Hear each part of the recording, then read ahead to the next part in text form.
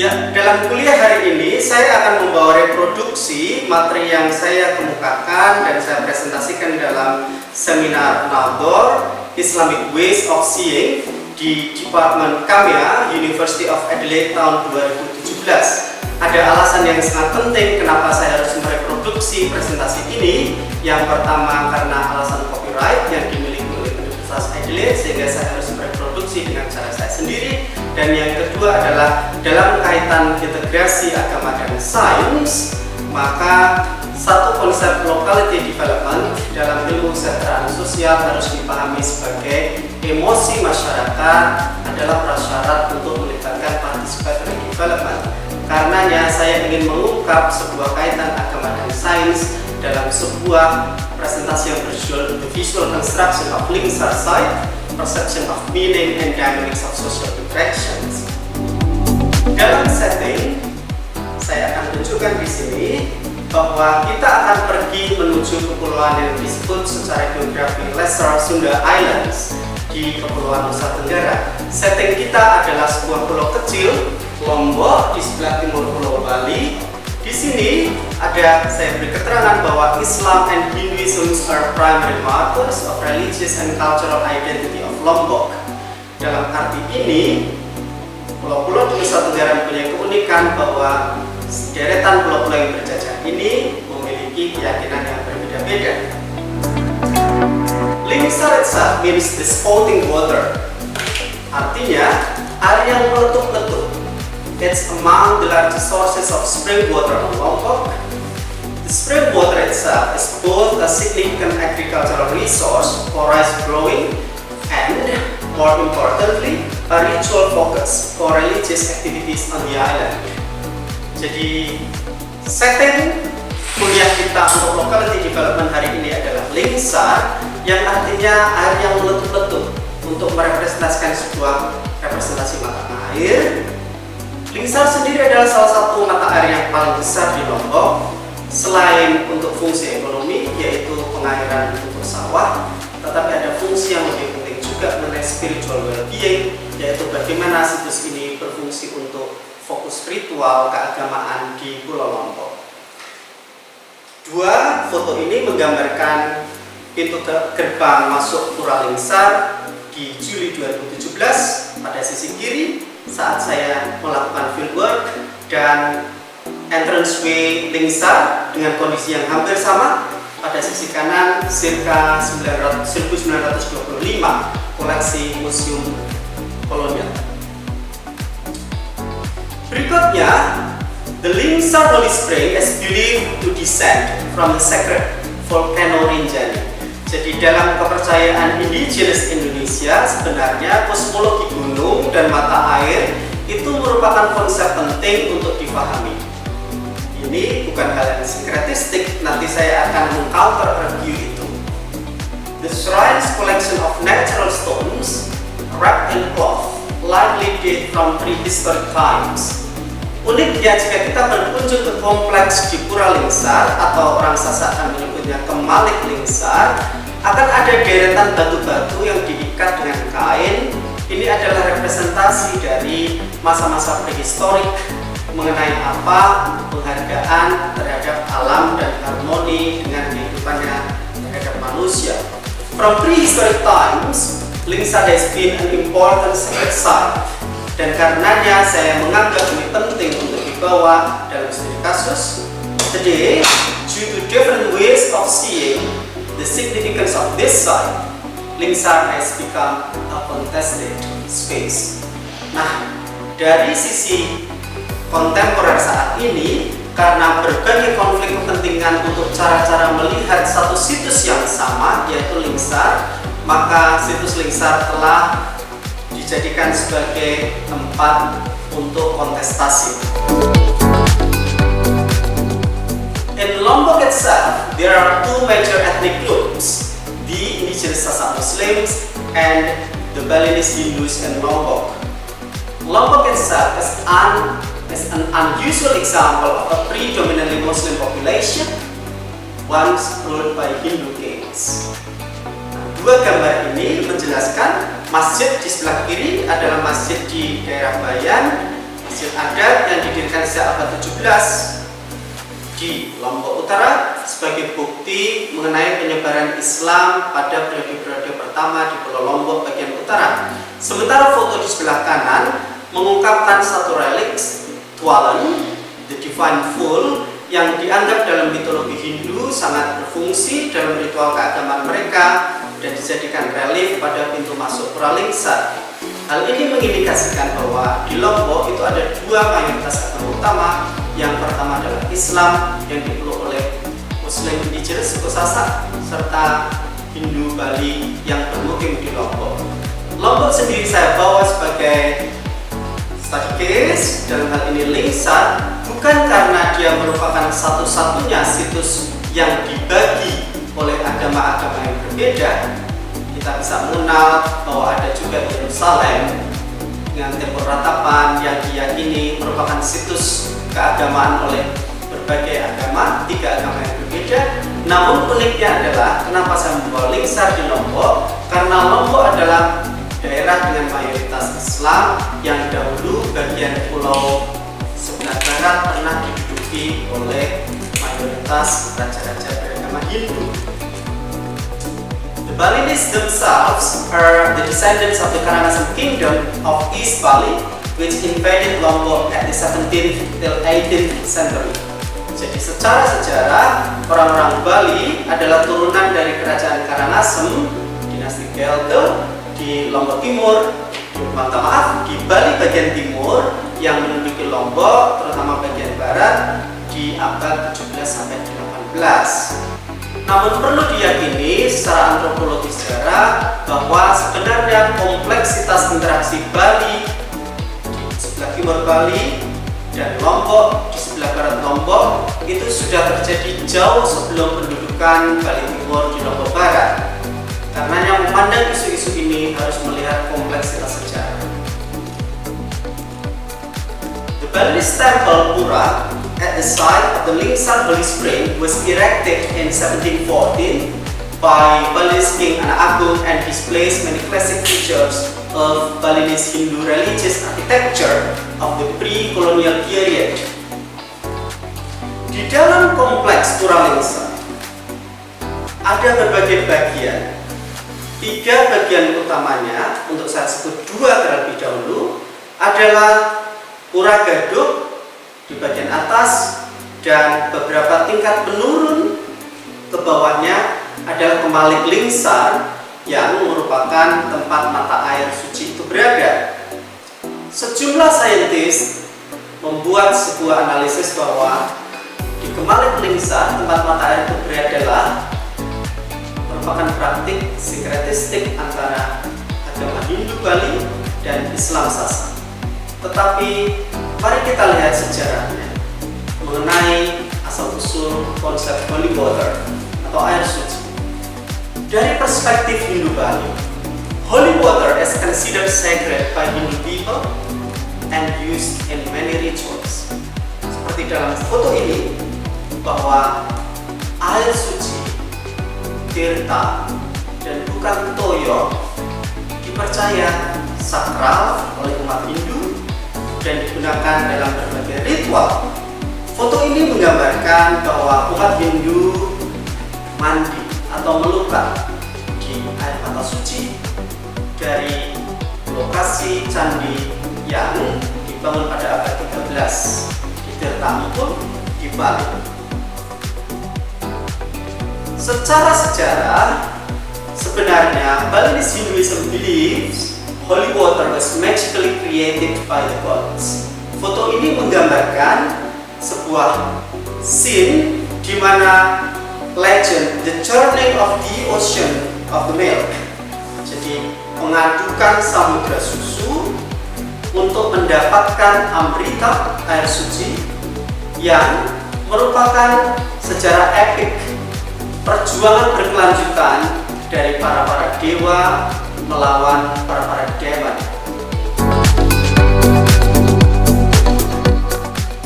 Sebaliknya, umat Sasak yang beragama Islam tidak percaya pada legendary accounts tersebut.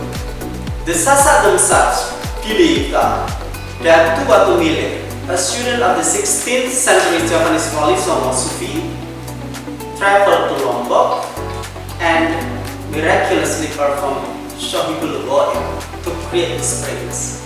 Dalam versi legendary account suku Sasak, bahwa pemilik lingsa yang berisi mata air tersebut tidak dipercaya sebagai mata air suci dari legendary account The Journey of the Ocean of the Milk. Alih-alih, orang Sasak percaya bahwa mata air tersebut diciptakan oleh Datu Watu Milik yang Shohibul Ghaib, musnah secara fisik, namun jiwanya membuat mata air di daerah Kemalik Lingsar tersebut. Foto ini menggambarkan sebuah situasi di mana seorang Muslim mengambil air wudhu di Kemalik Lingsar. Keunikannya adalah meskipun beliau mengambil air wudhu yang merupakan prosedur untuk bersuci dalam Islam, lokasi ini dikelilingi oleh ornamen-ornamen yang khas Hindu Bali, seperti kita lihat di sini, canang dan patung Dewa Vishnu menaiki Garuda di sebelah kiri. Nah, karenanya patut untuk mendiskusikan bagaimanakah tipikal asal-usul Muslim di Sasak. Dalam hal ini kita harus mengacu pada string Watutulu. Watutulu sect, a Sasak indigenous interpretation of Islam, combining beliefs and ancestral realms with orthodox Islamic teachings. Jadi, ketika memahami karakteristik Muslim Sasak, kita tidak bisa lepas dari aliran Watutulu, tempat interpretasi asli suku Sasak itu membuat ilustrasi Islam yang dikombinasikan maksud Bapak dengan kepercayaan leluhur untuk melengkapi ajaran-ajaran Islam ortodoks. Kalau kita melacak istilah sinkretisme itu sendiri, sebenarnya istilah ini adalah merupakan terminologi yang unik. Di sini saya akan membawakan bahwa asal-usul sinkretisme itu berasal dari filsuf bernama Plutarch yang mengarang sebuah karya bernama On Brotherly Love. Dia mendefinisikan sinkretisme sebagai joining together to fight a common enemy. Jadi arti asal sinkretisme sebenarnya jauh sekali dari percampuran keagamaan. Plutarch mendefinisikan itu sebagai kekuatan bersama, kumpul bareng-bareng untuk melawan satu musuh bersama. Later on, at the Middle Age, Christians took it up to describe the mixing of beliefs to the opposite purists. Nah, dalam periode pertengahan, baru kemudian umat Kristiani mengambil terminologi sinkretisme untuk menjelaskan percampuran kepercayaan sebagai lawan dari puritanisme. Pada tataran terapan kemudian, apakah lingsar itu sinkretistik? Nah, keterangan berikut dalam presentasi saya akan membuktikan atau meng-counter-argue bahwa ini bukan sinkretisme, yang pertama. Dan yang kedua, perlunya kehati-hatian untuk melabel sebuah situs yang dibagi oleh umat agama dan umat agama lain sebagai sinkretisme karena ada risiko besar, yaitu hilangnya identitas dan ilmu pengetahuan lokal serta penyederhanaan yang terlalu berlebihan atas interaksi sejarah masa lalu di antara dua budaya di masa periode klasik Indonesia. Dari sisi Islam, marilah kita sekarang bahas legendary account air suci. Holy water in the eye of Islam is considered sacred by Watutulu people and used in many rituals, simply similar to the reverence for Zam-Zam springs. Jadi menurut legendary accounts umat Islam, alih-alih the journey of the ocean of the milk, umat Islam mengacu pada kesucian mata air Zam-Zam di Arab Saudi. Foto kiri memperlihatkan foto kuno dari pemakaian sumur air Zam-Zam di Arab Saudi, serta foto kanan mengungkapkan pemakaian air suci di sebelah mata air suci Kemalik Lingsar untuk berwudu dan bersuci. Lingsar itself, a sacred site shared by Muslim and Hindu communities. Sudah kita ketahui tadi bahwa karena Lingsar itu di label sinkretisme karena dibagi oleh Muslim dan Hindu, maka apakah itu betul? Counter argument saya adalah contrasting modes of seeing towards sacred place by the two communities of separate religious affiliation, Muslim and Hindu. Jadi alih-alih itu sinkretisme, sebenarnya Muslim dan Hindu ini mempunyai cara-cara pandang yang kontras, yang berbeda-beda atas situs yang sama, karena mereka berbagi untuk melakukan ritual di tempat yang sama. Jadi, interpreting their symbolic and social meaning, this paper proposes that Lingsar as a shared multi-religious site is not syncretistic, yet negotiated. Jadi proposal saya adalah alih-alih memandang itu sebagai situs syncretistic, sebenarnya itu adalah dengan cara menginterpretasi arti-arti sosial dan simbol-simbol mereka, maka kita akan melihat bahwa situs itu adalah merupakan kontestasi dan negosiasi aktor-aktor politik di tempat tersebut alih-alih sinkretisme. Bukti pertama adalah tempat untuk berwudu dan mandi. Di lokasi tempat tersebut, di dalam arsitektur yang sangat kental dengan bangsa Bali, ada sebuah musola kecil tempat Muslim melakukan sembahyang. Bukti kedua adalah pada masa-masa yang akan saya sebut sebagai space territories. Space territories saya akan sederhanakan dalam definisi seperti ini: the different origin stories and different religious practices have become a source of conflicting modes of viewing toward the sacred springs and rights of access to the sacred site. Jadi space territories kita pahami sebagai apa? Karena legendary account tadi berbeda-beda, maka praktik-praktik keagamaan atas tempat yang sama itu dibatasi untuk umat masing-masing.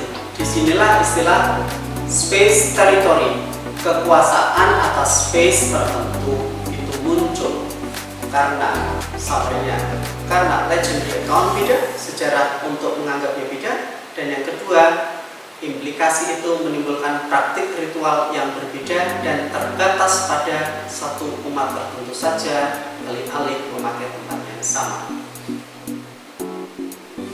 The formation of space territory within the same sacred architectural location of Lingsar ensures different activities can occur at the same place. Nah, karena kuasa otoritas untuk penggunaan ruang yang berbeda-beda sesuai kebutuhan umat agama yang berbeda tadi di tempat yang sama, membuat segmentasi section-section dalam kompleks yang sama tersebut. Tiga foto ini menggambarkan beberapa contoh segmentasi tempat dalam kompleks yang sama. Yang pertama adalah Pura Gaduh di sebelah barat bawah untuk persembahyangan umat Hindu saja, serta di sebelah kanan adalah tempat yang dikelola oleh umat Muslim, yaitu Kemalik Lingsar, yang kadang-kala digunakan secara eksklusif oleh umat Muslim saja dan kadang-kala digunakan oleh bersama untuk acara budaya. Saya membuat 3 analisis untuk space territories di Lingsar berdasarkan temuan-temuan lapangan saya. Yang pertama adalah different spaces used at different times. Sebagai contoh apa? Bahwa festival tahunan Hindu Galungan itu dirayakan secara eksklusif oleh umat Hindu Bali saja di bagian Pura Gaduh di kompleks Lingsar. Jadi setiap tahun menjelang Galungan, Pura Gaduh ditutup untuk umat umum dan hanya umat Hindu saja yang bisa mengakses tempat tersebut untuk perayaan Galungan. Contoh kedua dalam analisis saya adalah different spaces used at the same time. Jadi tempat-tempat yang berbeda dalam kompleks tersebut digunakan dalam waktu yang sama. Contohnya adalah seperti gambar ilustrasi ini. Umat Sasak mempunyai budaya untuk festival perayaan panen yang untuk sekte waktu telu dirayakan di Kemalik di dalam kompleks Lingsa. Kadangkala perayaan untuk panen tadi, untuk pensucian beras dari padi yang dipanen, terjadi pada saat yang sama saat umat Bali juga sedang merayakan festival mereka di lokasi section yang berbeda dalam kompleks yang sama. They are separated by courtyard walls don't intersect. Dipisah oleh tembok batu bata, tidak bercampur. Analisis ketiga adalah festival yang paling populer di tahunan, yaitu Perang Topak. Itu apa? The same space is used at the same time. Jadi tempat yang sama digunakan pada waktu yang sama secara bersamaan. Nah, yang paling terkenal adalah the most famous festival shared together by the Muslim and Hindu communities, the annual Perang Topak. Perang Topak itu sendiri seringkali dipromosikan kepada para wisatawan sebagai simbol untuk harmoni keagamaan di Nusa Tenggara Barat.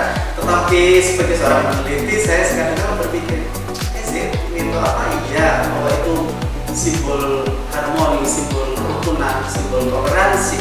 Alih-alih saya secara linguistik akan membuat sebuah analisis. Perang Topak itself means rice cake war, ya, perang untuk saling melemparkan ketupat. Saya pikir itu lebih merepresentasikan ritualized reenactment of actual ancient protestation and not syncretism. Jadi ini adalah persaingan kontestasi atau sosial Hindu dan Muslim di Lombok pada masa lalu yang untuk mendinginkannya harus dijembatani dalam sebuah festival yang dilakukan bersama untuk merepresentasikan perang. Sebagai penutup, saya ingin membuat satu simpulan makro ke mikro. Social sciences debate the perception of sacred sites that are seen as significant to more than one religion, and whether these sites become either shared or contested. Jadi ilmuwan ilmu sosial seringkali berdebat mengenai cara-cara pandang situs-situs sakral yang dibagi oleh 2, 3, atau multi agama yang seringkali dilihat penting lebih dari salah satu agama. Dan apakah situs-situs tersebut itu memang betul-betul dibagi sinkretisme atau kontestasi? Pandangan dari Lingsa sebagai studi kasus untuk cara-cara berpikir dalam Islam adalah multi-religious sites are not necessarily syncretistic. Jadi situs-situs yang multi agama itu tidak boleh dilabeli secara gegabah sebagai praktik-praktik sinkretisme. However, locations where communities view their differing beliefs and social relations as crucial. Alih-alih memandang sebagai sinkretisme, maka prinsip-prinsip yang saya promosikan adalah kita lihat lokasi-lokasi tempat komunitas itu berbagi situs tersebut itu mempunyai pandangan yang berbeda-beda tidak atas kepercayaan mereka, dan bagaimana negosiasi relasi sosial mereka itu terjadi dari generasi ke generasi. Kenapa hal ini penting untuk saya promosikan sebagai pengembang masyarakat? Karena dalam konsep locality development sebagai penutup, saya akan menitik beratkan bahwa easy labeling weakens our identity and asset knowledge.